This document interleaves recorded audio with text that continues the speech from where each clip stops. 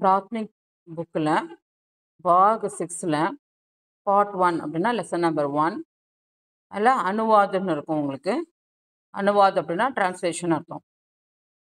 அதாவது ஹிந்தி சென்டென்ஸ் கொடுப்பாங்க, நம்ம அது இங்கிலீஷ் ஆர் தமிழ் அதில் டிரான்ஸ்லேட் பண்ணி எழுதுகிற மாதிரி இருக்கும். ஓகேவா?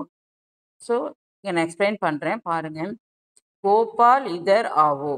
கோபால் இதர் அப்படின்னா ஹியர், ஆவோனா கம்.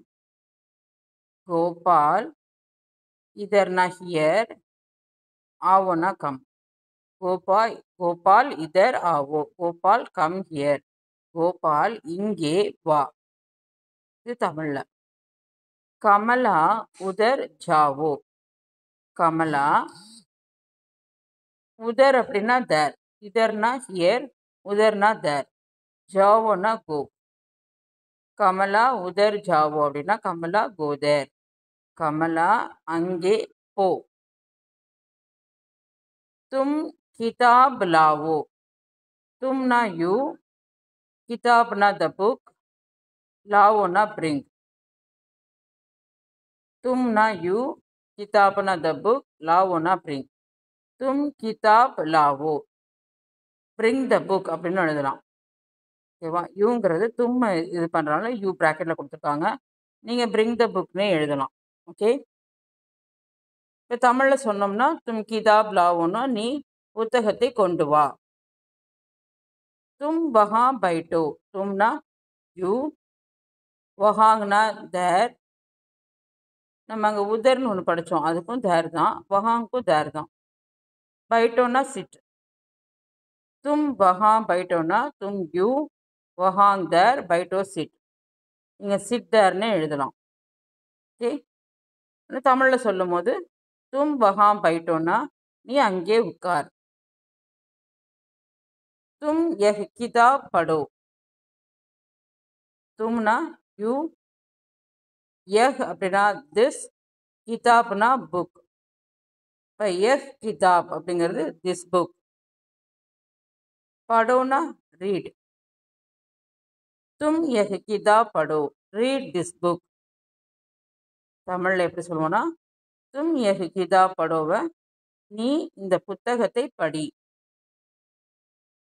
யஹ் காம் கரோ. யஹ் அப்படிங்கிறது திஸ், காம்னா ஒர்க். இப்போ யஹ் காம்னா திஸ் ஒர்க், கரோனா டூ.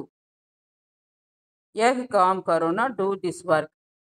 தமிழில் இந்த வேலையை செய். ஓகே, தும் தூத் பிவோ.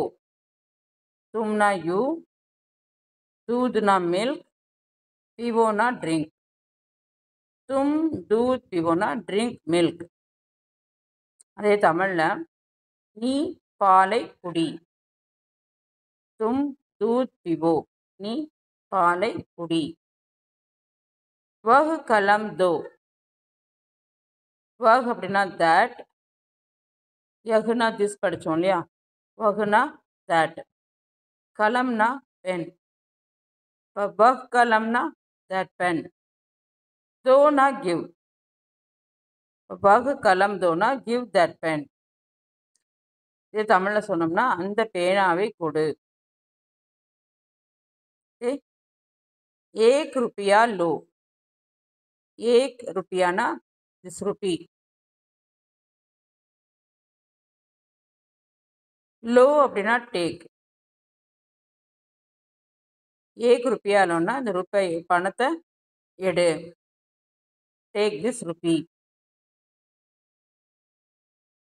ஆப் யஹா ஆயியே. ஆப் அப்படிங்கிறது இங்கே எல்டர், பெரியவங்களை சொல்கிறது. யூ, இங்கிலீஷில் யூ தான், அதுக்கு இங்கே ப்ளீஸ் அப்படின்னு கொடுத்துருக்கோம். ப்ளீஸ் கம் அப்படின்னு சொல்லுவோம் இல்லையா, ஆயியே ப்ளீஸ் கம்.